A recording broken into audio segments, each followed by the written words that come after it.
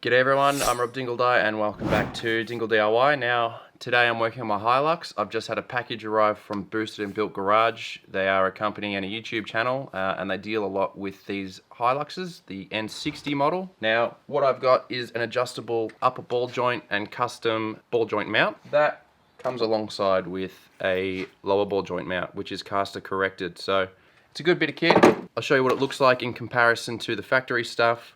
I've already done one side of the car, so I'll show you how it looks installed, I'll show you how it looks factory, and then after that I'll show you step by step how to install it. Alright, so what we have here is the castor corrected lower ball joint. Now there is a right and a left, but they are engraved and labelled. Really nice product. It's billet aluminium. Now there is a bottom cap for this. Just like that.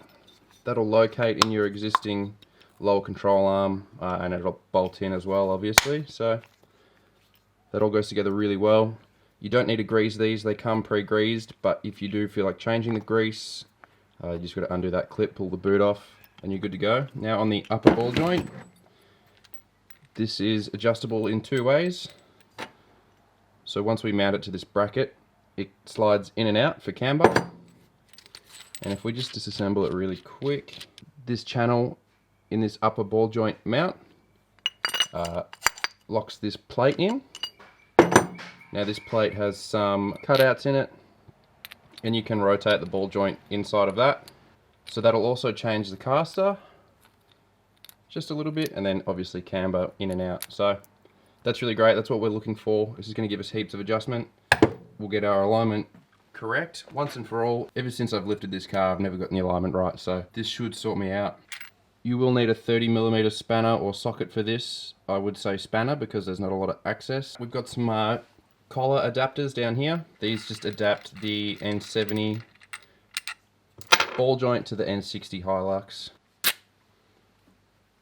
So that's all that is. And there's another one as well on this lower ball joint, so that's that. Now, as far as existing stuff, what I pulled out was just a factory lower ball joint. That's what it looks like. And the upper ball joint. Now, I previously had this ball joint spacer installed on the upper ball joint. That's what gives you a 2-inch lift, but it means you don't have to wind your torsion bars up. The fact that you haven't wound them up gives you better down travel, more suspension articulation, which is what we want. So that is the purpose of these ball joint spacers. And as you can see, this mount has that spacing built in. So not only do you get an adjustable ball joint, you also get that lift if you haven't already got ball joint spacers. So we'll be removing all of that, installing these in their place. I've already done it on one side, so we'll go have a look at that.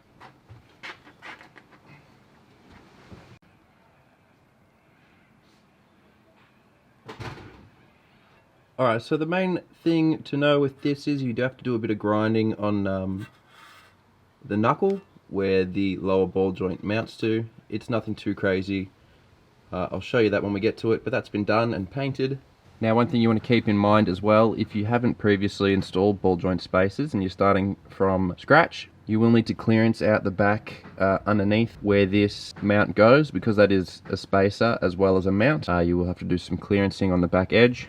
So as you can see, up in this section here, just had to grind away a bit of the metal and bash it with a hammer and fold it out of the way just to get that upper mount in. Now, just to show you what it looks like before I started, I've got my ball joint spacer there, and underneath we've got our factory ball joint here. You can see there's a bit of a thickness difference in the ball joint from the factory compared to the castor corrected one, but that isn't really an issue at all. It's just something to keep note of, and that's kind of why we've got to grind a bit away here. Now, I have removed my bash plate. You probably want to do that before you jack up the car and get your jack stands and crap in the way, because my factory bash plate was in the way of these adjustment bolts on the lower control arm. So we will be adjusting these just to get the maximum castor, and so that bash plate will get in the way. Alright, we're under the car now. This here's our torsion bar, and this bolt here is what controls that. You basically put torsion in the bar, hence the name, and it'll twist down, and it'll push the knuckle down, which when you push the wheel down, it pushes the rest of the car up. So that's how the front suspension works. I don't really like fiddling with these, but this job is a hassle with so much tension in your torsion bars, so we just want to back off this bolt It will cook your alignment and it will change the ride height at the front, but we'll dial that back in later. But for now we'll loosen it off and it'll make things a lot easier on the front.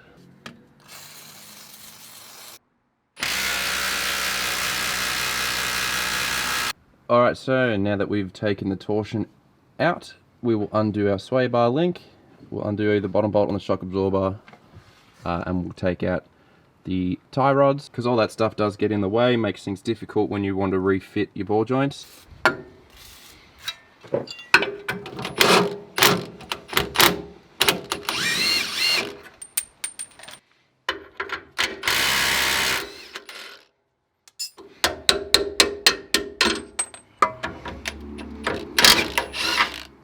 Alright, the trick to removing tie rods and ball joints is to hit the place where they mount to instead of the ball joint itself. It's just how you release them with these tapered fit ball joints. So that's that out of the way.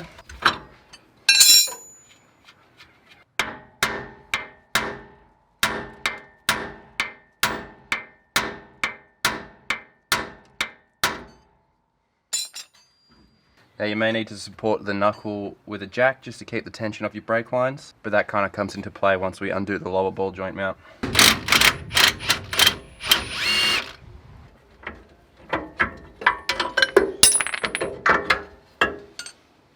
Alright, it's getting a bit too dark for me. I'm going to start packing up. We'll come back tomorrow and pick up where we left off. Alright, it's a new day. Now I'm going to get ready to put the top ball joint in. That's going to require cleaning all these surfaces.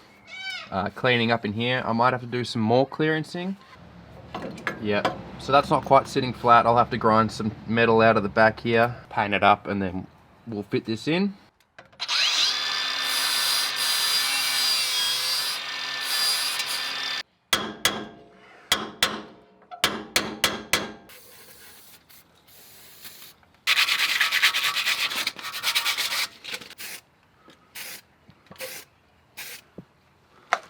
Alright, it's starting to rain a bit, so I've just put a tarp over the camera, so sorry if there's any extra noise. But we are ready to put this top ball joint on. I'll just put a bit of Loctite on the supplied bolts. And you want to wind all of these in by hand, and you really want to make sure it's sitting flat. Alright, I'm happy with that. We'll slide that adapter in and just hammer it down. That'll pull in anyway when we tighten it up. Now just get a pry bar in here. This is where it helps to undo the tension in the torsion bar. Now you just want to fiddle around with the jack and the pry bar until you get that ball joint seated. And then we can just do the nut on by hand. I like to get everything just loosely in position before tightening it all down. And then once it all fits, go around and torque everything up. So that's the top ball joint in. Alright, so now we're just going to undo the bottom ball joint.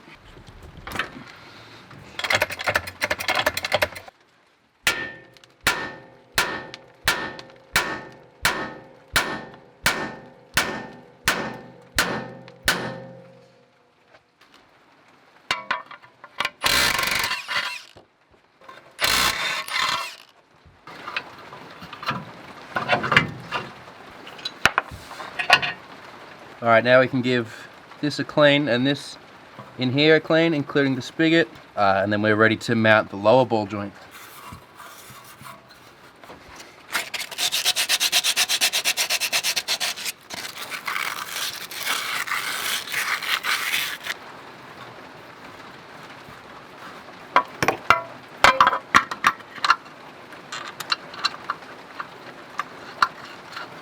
Alright, now this part here is fine as it is, but the factory mount up here, it needs a bit of grinding away, and you've got to roll that top edge back a bit, just so it operates with the bump stops correctly.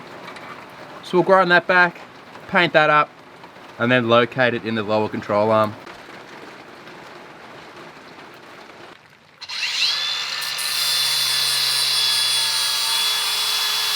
I probably could have taken a bit more care not to scratch my brand new parts, but you got to pick your battles sometimes. I'm going to paint that anyway, so you'll never know, and it is a four-wheel drive, so they will cop a beating no matter what.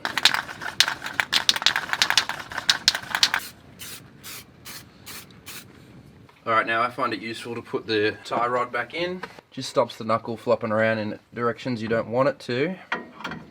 Now we're going to want to jack the knuckle up as well and try swing this lower control arm back up. Now there's an adapter ring on the bottom ball joint as well, so don't lose that.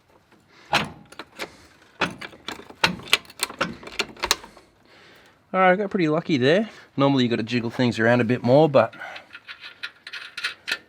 once you can get that nut on, that's a good start. Now I'm just going to put the sway bar end link and the shock back in. Alright, now everything's connected. I'm just going to tighten everything up, put the split pins in, and then we'll go about changing the alignment on the lower control arm. Alright, these top bolts are 35 Newton meters. And the lower bolts are 60 Newton meters.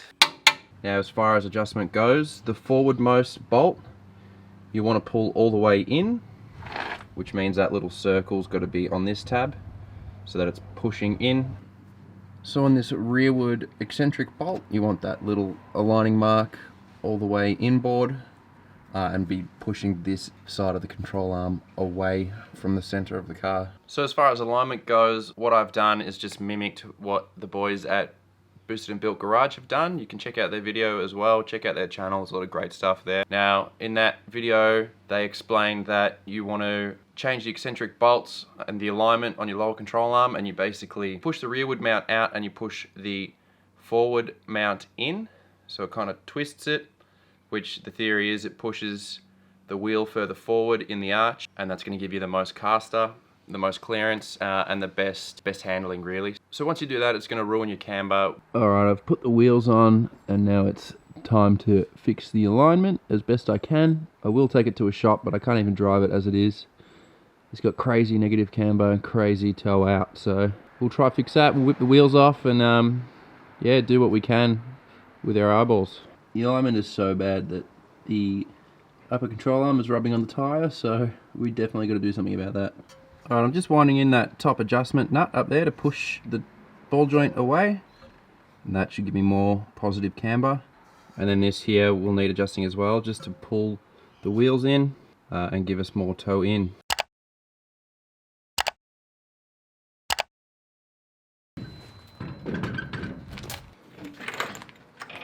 Alright, looking a little bit better. I think it's still too negative. Bit hard to tell when I'm not on flat ground. Alright, I think it's a bit too hard with where the car is at the minute. I'll take it for a quick spin, let the suspension settle, and then just relocate it on some flatter ground and we'll try again.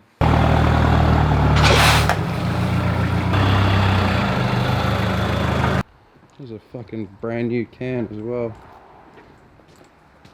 Amateur hour.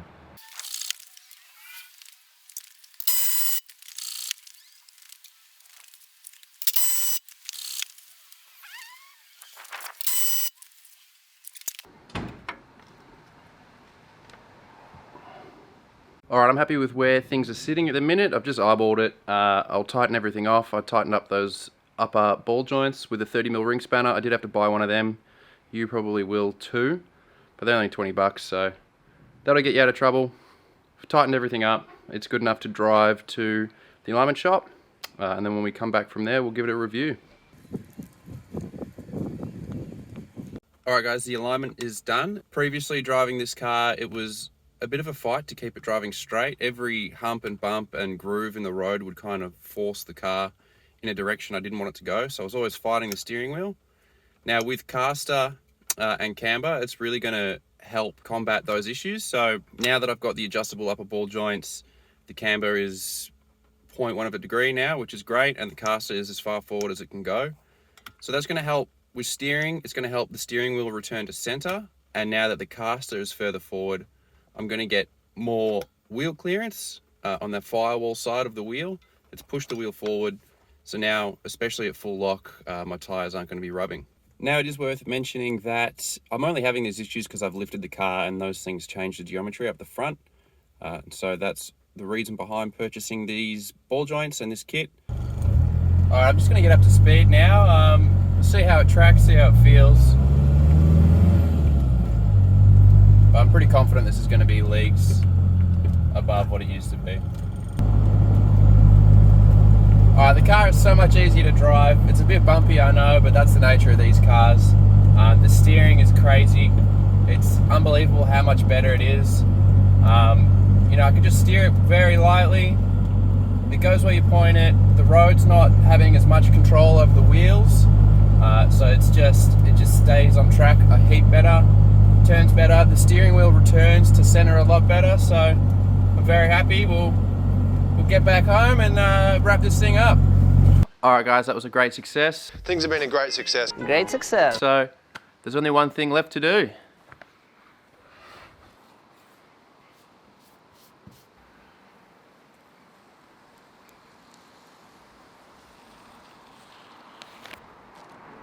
Alright, let's wrap this video up. Now, I'm so stoked with how this has turned out.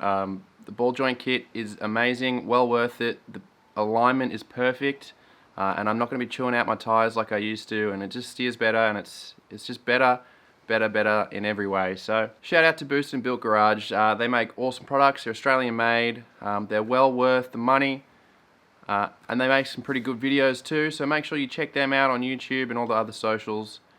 Big thanks to them. If you want to see more videos from me, make sure you check out my channel and subscribe. If you like this video, give it a thumbs up. And keep your eyes peeled for my next video where I show you how to modify your headlights. I've put some sequential lights and some halos in, so stick around till next week. We'll see that video, and until then, thanks for watching.